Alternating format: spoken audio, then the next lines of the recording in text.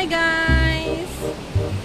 I'm back! So yon, yung mga uploaded pictures ko, late upload na yon. Galing tayo ng Pilipinas noong mga nakaraan. Siyang tayo ng Pilipinas ng 2 linggo.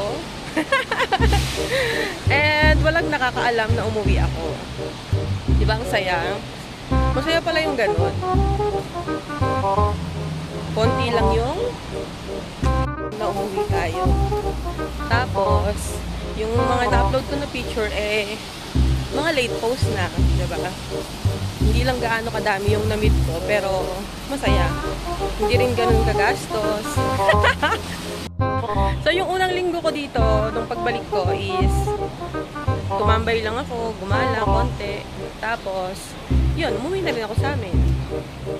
Galing kasi yung mga amo ko sa Japan. Ngayon, Sunday, sa kamalas-malasan, dapat mag-aayos tayo ngayon ng papers para sa renewal at saka sa verification ng ating contract. Pero, dahil sa bagyo, yon, tama, you heard it right, bagyo dito sa Hong Kong. Fra Saturday, sinabi niya na sa akin na T8 to T9 hanggang T10 yung bagyo. Pero hindi naman talaga dito lalaan yung bagyo, dadaan lang siya. Pero kasi, yung bukas ng consulate, hanggang alas 4. Yung bagyo is natigil lang siya ng alauna, alas 2. Well, alas 2 na ako gumising kanina.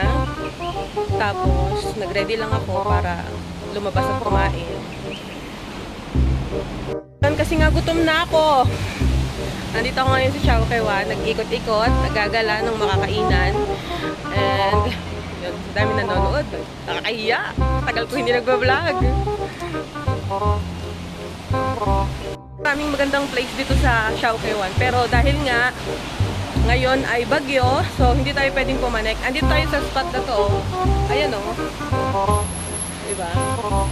Maganda sana siya. Kaso nga lang, syempre, mag-isip ako. Syempre, safety first. Tsaka, hello, baka hindi kaya ng tuhod ko yan. Pero parang maganda talaga doon. Kaso, yun nga. Alam mo na, tumatanda na. Hina na yung ating tuhod sa mga ganitong lakaran. At saka, in fairness, madulas yung mga ganyan ha. Pasimple lang yan, pero madulas. Well, ngayon naman is T1 na, afternoon. Kaya hindi na ganun kalakas yung bagyo. Dito, maghanap ng makakainan and then explore. Diba? Para naman hindi sayang ang ating gala for today. Ay, may tao na naman. Nakakahiya. So, hindi ko alam kung ano tong lugar na to eh. Pero mas maganda siya sa kabila. Wait lang. Kabila niyang side. Ay, hindi kita rito yung temple. Dun sa kabila kasi parang may temple. Diba? Angas. Paano kaya makarating doon sa tuktok na yun? No? Parang tagal ko na sa Hong Kong, pero madami pa rin talaga akong lugar dito na hindi napuntahan. Bukod sa wala akong gaanong friends, wala akong gaanong kasama pagka lumalabas. Kasi nga nag-change day off na ako eh. Ang off ko ngayon is every Sunday na. Wala na rin akong ala dito, diba? Yun, umiikot lang yung buhay ko. Kung sino lang yung makikipag-meet up sa akin. Or minsan masaya na ako nang mag-isa lang ako. Nakaupo sa park, mga ganun. Enjoy ko lang kung ano yung mangyayari sa isang buong maghapon. Minsan mas pinipili ko talaga na matulog. Sinasadya ko na kasi syempre sobrang haba ng oras ng trabaho ko. Tsaka maghapon din naman ako naglalakad. Tingke, naghahatid sundo ng mga bata, tsaka kung ano-ano pa, di ba? Kaya wala akong gaano oras para gumala ng gumala. Mas masarap pa magpahinga at matulog.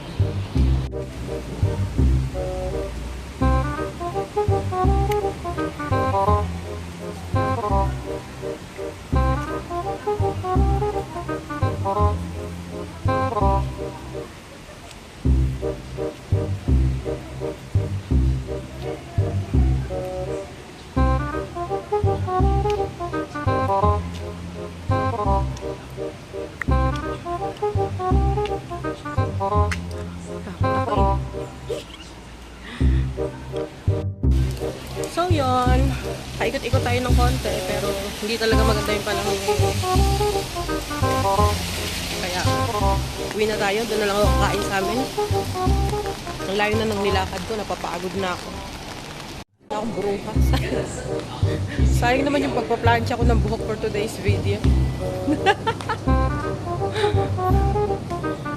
Well, at least kahit pa paano nakalabas at nakahinga. Ganun talaga, wala tayong magagawa, bagyo eh. So yun, nandito ako sa MTR safe zone na to. Pagbaba nito is a few minutes away na lang dun sa bahay na tinitiran ko, bahay ng boss ko.